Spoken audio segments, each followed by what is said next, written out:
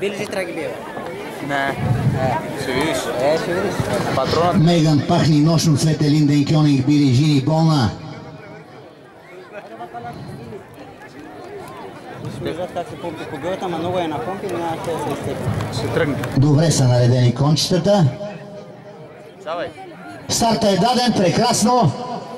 Начало Мюждатизец с Пахни, следван от Нургай Камил и Кобила болна на трета позиция Линден Кьоник и Мустафа Мехмед, четвърта Светла Янкова с Били Джин. Първите 200 метра са преминати, води Пахни и болна. След тях Били Джин, Линден Кьоник и Меган. Там е малко опасничко.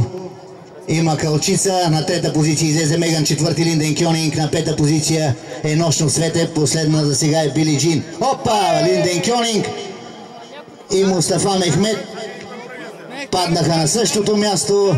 Много жалко. Отново на жокея му няма нищо, слава Богу. Това е късмета. Води болна Нурай Камил. Атака на Меган и Любчо Златев. Чарли падна. Събраха се конете.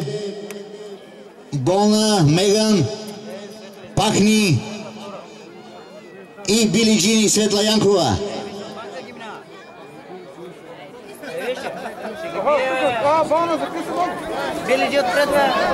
Кой ще стане победител?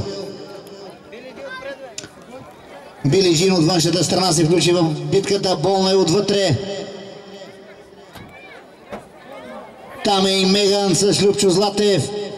Продължава да води болна. Болна Били Джин от външната страна. Пахни и Мюждатизец също в фотофинишната борба. Болна! Болна! Болна! Били Джин! Пахни! Болна Били Джин! Пахни!